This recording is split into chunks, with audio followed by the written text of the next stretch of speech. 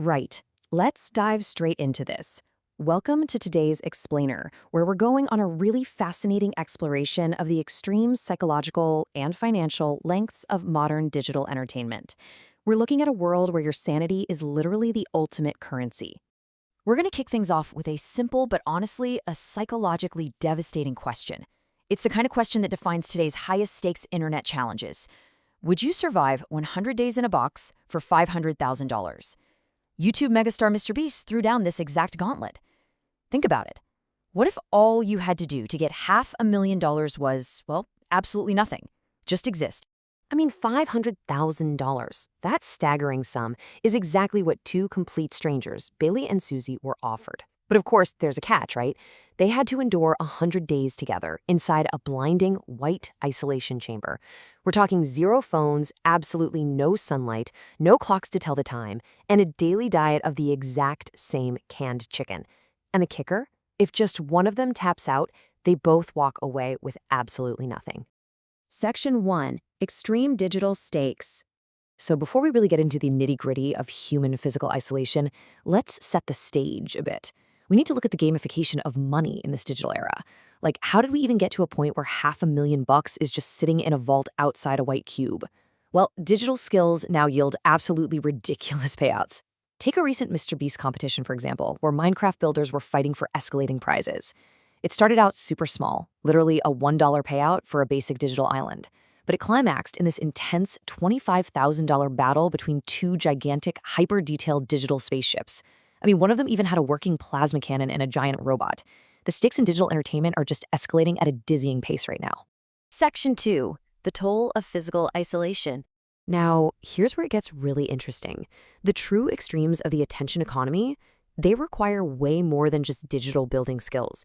They require you to sacrifice your physical reality entirely. Let's look at what actually happens when you lock two people in a box.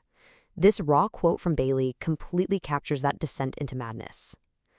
I honestly think I'm losing my mind. They were dealing with severe sensory deprivation. The lights in that cube were painfully bright, like so bright they physically stung their eyes, forcing them to build these makeshift shields just to find a tiny bit of darkness. And eating that exact same canned chicken every single day, it completely shattered their sense of normalcy. When you track their journey, it reveals this really harrowing psychological decay. By day 4, they were so desperate for any kind of stimulation, they were making playing cards out of journal paper. A few days after that, Bailey was literally whipping pieces of pork at the walls just to cope with the agonizing boredom. Now, every 10 days, they were offered a luxury, but it would cost them a chunk of their prize money. They managed to reject a $50,000 private chef on day 10, but the isolation just wore them down so badly that by day 30, they totally caved. They spent 10 grand just for a coffee maker. And by day 99, it was just complete hostility. They were hiding Monopoly pieces from each other and taking incredibly long showers just to use up all the hot water out of pure spite. It's wild. Section 3. Trapped in the Metaverse. Let's shift gears to a totally different kind of confinement and see how this builds. Because as it turns out, physical isolation isn't the only way to lose your grip on reality. Take a look at this quote. It's actually not from the Mr. Beast cube. This is from YouTuber Ryan Trahan, who spent 100 days living inside a VR headset, trying to become metaverse famous. You'd think having the entire internet at his fingertips would help, right? But he quickly found himself overwhelmed by this profound existential dread and sheer loneliness. I mean, picture this. He's virtually partying with total strangers, while physically sitting in his bedroom, totally blindfolded by a headset, eating a real-life McDonald's hamburger. It's so dystopian. When you put these two experiences side by side, it's actually kind of mind-blowing. Whether you're trapped in a sterile physical box or a hyper-colorful virtual world, the resulting psychological decay is almost identical. In VR, Ryan met a friend named Clay, and when Clay's headset died, Ryan felt genuine grief. He realized his entire social life was tethered to a digital avatar. The physical neglect, the artificial socializing, that total loss of time. It's a shared trauma across both of these environments. The parallels are just undeniable. Section 4. Engineering human attention. So that brings us to the absolutely crucial point. Why on earth do we watch people suffer through these intense, mind-bending challenges? What makes this content so incredibly addictive to us? Well, it's because these narratives are masterfully engineered to hook our attention. The creators are manipulating very calculated triggers. We're talking fast pacing, extreme emotional tension, and the classic curiosity and regret hook. The people making these challenges know exactly how to manipulate the environment so that we, the viewers at home, actually feel the anxiety, the paranoia, and the crushing weight of the contestants' decisions. And honestly, nothing illustrates this better than day 60 in the cube. Jimmy offered Susie and Bailey a mystery box for $50,000. They debated it, they played it safe. Ultimately, they said no. But when that box was opened, it contained their $50,000 back, plus the keys to two brand new Teslas, which just happened to be Susie's absolute dream car. Watching them reject life-changing wealth like that, it plays directly into our own deep-seated fears of missing out. The agonizing sting of regret was so palpable that Susie literally whined about it for 9 days straight. It's brilliant, albeit pretty cruel psychological engineering. Section 5. The Real Path to Wealth. But let's take a step back here. What if making life-changing money didn't actually require losing your mind in a box, or staring at a blank wall for 100 days, or getting locked inside a VR headset until you forget what daylight looks like? Entrepreneur Mark Tilbury offers a highly pragmatic antidote to all these extreme internet stunts. As he points out, the traditional route of trading your time for a paycheck is incredibly slow, but the alternative absolutely doesn't have to be gamified digital torture.